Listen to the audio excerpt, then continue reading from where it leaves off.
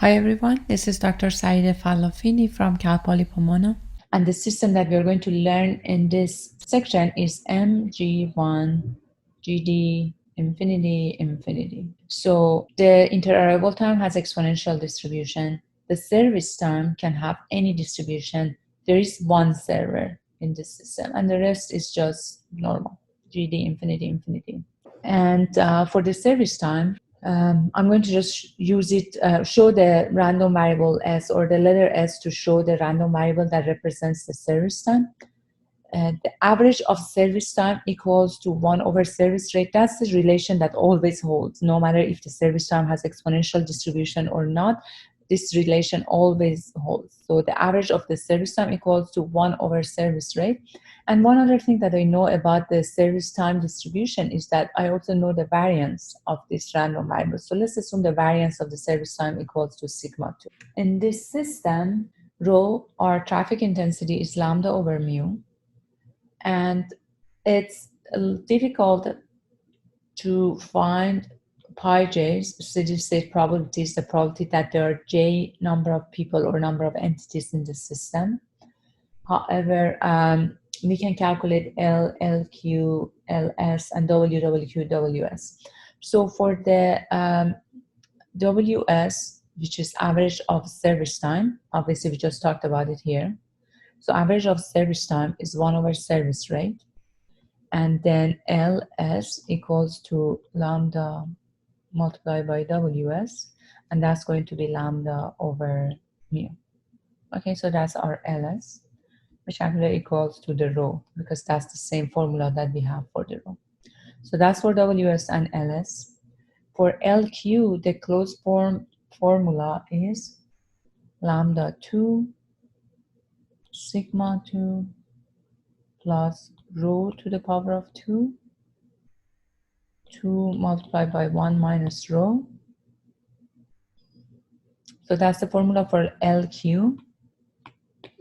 So obviously, lambda is the arrival rate, rho is the traffic intensity, lambda over mu, and then sigma square is the variance of the service time, okay? And so that's LQ. And then WQ equals to LQ over lambda. So WQ can be calculated as well. And then W equals to, waiting in the system equals to waiting in the line plus waiting in the servers or service area. And that's going to be, so that's basically known as well, because I know WQ and I know WS. So I just need to add them to find W, the waiting time in the system. And once that happens, I can calculate L as well as lambda W, because if I know W, then I would know L as well. And it can also be shown that in this system, pi 0 equals to 1 minus rho. Okay, so we know the closed form formula for pi 0, but the formula for pi j's are very complicated. And if we are using in this system, this formula for a system where interarrival time here, the second element of this formulation, if I'm using this in a service time has a deterministic behavior, so if service time, if service time is deterministic. Can someone tell me what does it mean if service time is deterministic? It's not stochastic. It's not stochastic, exactly. Then, because these are the key words I want you guys to learn, deterministic, stochastic. So you guys have to know these terms and understand what they mean, because they are used in many classes and many projects. So it's good. It's very important for you guys to know these keywords. So if the service time is deterministic, then what is the variance? Well, if it's deterministic, then there isn't any random, and that it's always going to be like the same number. Okay, so what is the variance then? 0. 0. There's no variability, right? It's just a fixed number. The variance is always a measure of variability around the average. But if you just have one fixed number, that is the service time, there's no variability around it.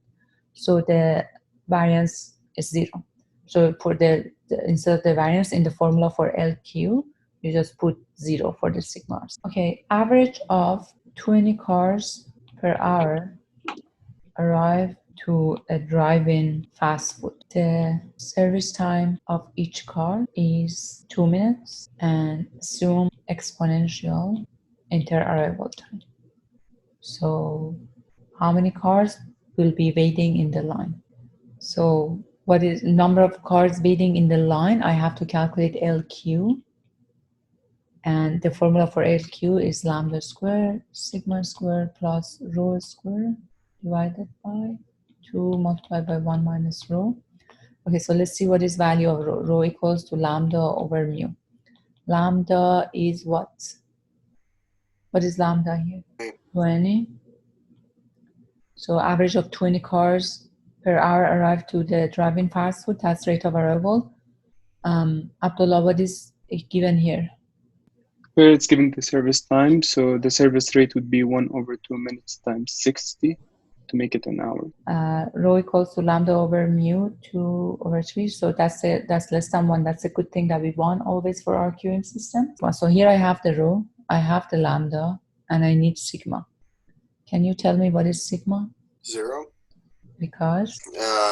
It's deterministic. Okay, yeah, but I didn't tell you. So when I said service time, I said service time of each car is 2 minutes. I didn't say on average 2 minutes.